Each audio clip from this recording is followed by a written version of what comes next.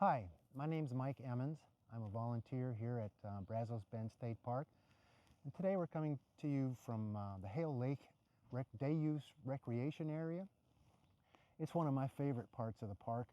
Very different than the wetlands. This is more of the woodlands. So today we're going to talk about snakes. And I want to talk about venomous snakes.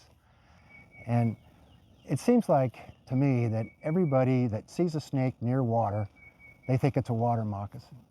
And anybody that sees a snake in the woods or something, they think it's a copperhead. But today what I want to do is really show you some things, some specific things about these snakes that you'd be able to identify, is it a venomous snake or a non-venomous snake from a distance. I don't want you getting close to any venomous snakes, and I'm not going to touch any venomous snakes today, but I have pictures to show you. There are about 75 different species of snakes in Texas. And the nice thing about this is only 11 of them are venomous.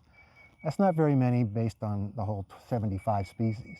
And there's other subspecies in that as well. Of the 11 venomous snakes, 8 of those snakes are rattlesnakes.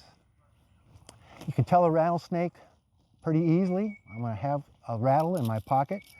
It has a rattle, and it sounds like that. It sounds something like a cicada in a tree. And when a rattlesnake gets scared or thinks it's going to be attacked or something, it'll coil up and it'll rattle its tail. And it rattles its tail to warn you. And you want to, if you hear it, you want to back away slowly. You don't want to get bit. So 8 out of those 11 are rattlesnakes. Here's a picture of a canebreak rattlesnake. We had these in the park. I haven't seen many lately, but you can see at the bottom he has a rattle on his tail. Now lots of other snakes do rattle their tail, but they don't have a rattle. So they just shake their tail. You know, a lot of different snakes will flatten their head when they get scared too, because they want to look as big as they can. So some people think that, well, like it's a venomous snake if their head is kind of a triangular shape, but snakes can do that. Other snakes can do that as well. They actually separate some bones in their head to make them look bigger. So 8 of the snakes are rattlesnakes. And this one is a copperhead. Copperheads are very, very camouflage. We have this snake in the nature center, and I've seen people looking at the habitat, not being able to find the snake even though it's in plain view. It's so well hidden in the leaves, and that's where he likes to hang out, is in wood piles and leaves, because he's going to try to blend into his environment, right? So how do you tell a copperhead? Copperhead also has a different name, and it is the Hershey kiss snake. So right here, down its side, he has what looks like a Hershey kiss. And it's going to go all down both sides of his body. Very easy to identify once you know what you're looking for. Okay. The next snake is a water moccasin. Also a cottonmouth.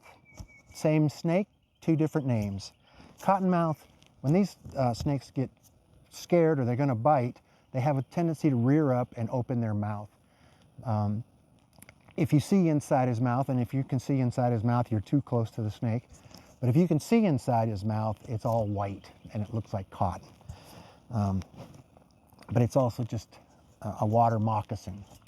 Water moccasins have a thick body.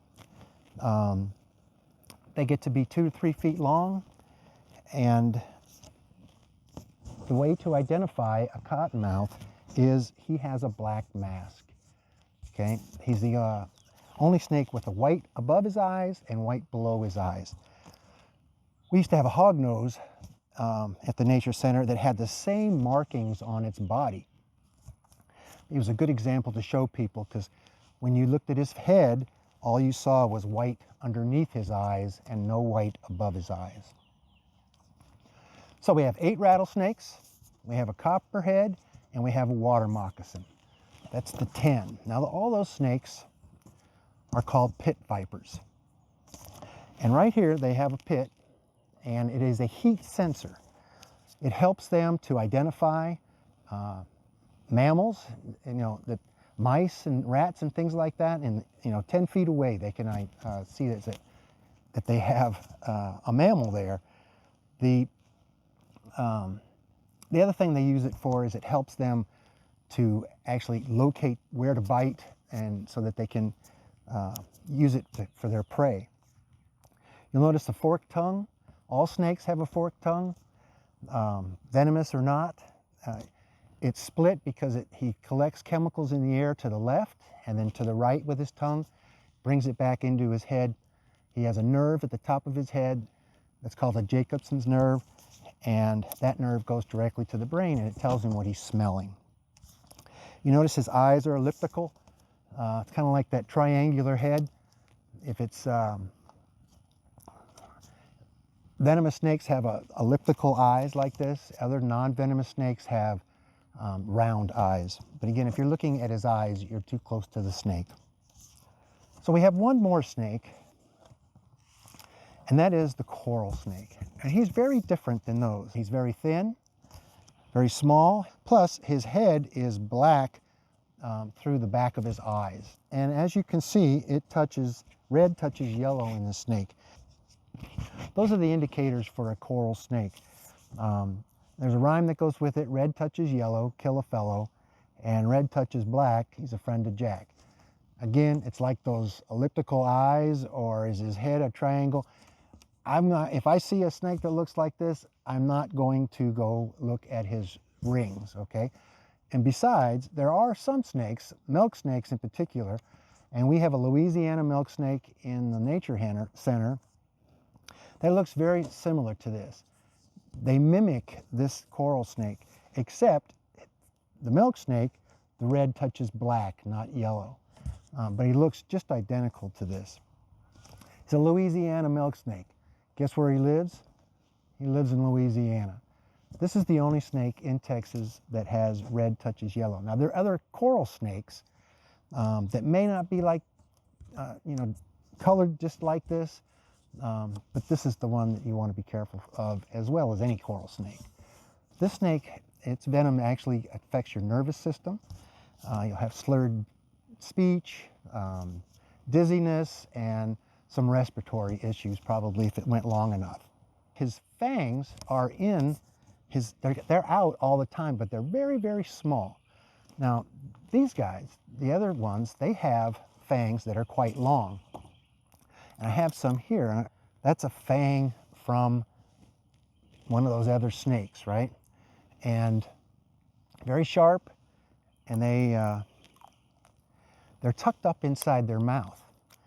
So they're not down all the time. So when they go to strike, these other ones, when they go to strike, they will rear up, and they have to bring those teeth down, and then they strike very quickly. This one's very different. His is down all the time, very small. The likelihood of getting bit by this snake is pretty slim, because his fangs are so short, very hard to penetrate. The key thing about this is they do not make any anti-venom for it anymore, because not enough people get bit. So if you get bit, and if you're in the park, we have lots of people that can help you, but by giving you a ride, but you want to go to the doctor.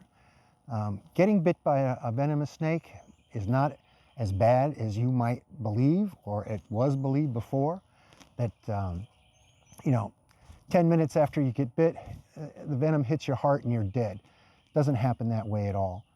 Back when I was younger, we had these snake bite kits that they were recommended that people would bring if you're out camping, and I'd bring mine. Never had to use it, but always thought it was cool to have. Anyway, inside here is a razor blade and a little tourniquet. And what they really wanted you to do back then was cut where you got bit and put a tourniquet around it, and then use this side to suck the venom out. That's old school. They don't recommend that anymore. And it's best, if you can, just remain as calm as you can. keep wherever you got bit below your heart if you can. You know, you probably got bit on your hands or your legs, and you want the venom to dilute through your system. You want to go to the doctor, but just because you got bit doesn't mean they have venom. About 25 to 50, somewhere in there, of those bites are dry. The snake doesn't inject any venom at all. Especially an older snake maybe that doesn't, he's using that venom for to kill his prey. We don't look like prey. They're trying to protect themselves. So they may not inject. But if they do, you're going to go to the doctor. You're going to go to the doctor anyway. The best advice I can give you is take a picture of the wound, of the bite, and every 15 minutes on your way to the doctor, take another picture and another picture, so that when you get to the hospital or the emergency room or wherever to get medical care, that doctor can flip through your phone and see pictures of how you're reacting to that bite. They don't necessarily want to give you anti-venom. If your system is handling the venom okay, they'll probably just let you, just monitor you. So you'll want to go to the doctor, but you're probably not going to die. Only about 1 or 2 people maybe in Texas a year die from a venomous snake bite. You have actually a better chance of dying from a lightning strike than you are from a venomous snake. So I have a snake here that I want to bring out, and we're going to go through those things of how to identify a venomous snake. Now this is not a venomous snake, right? Because I am not going to get a venomous snake out of the bag.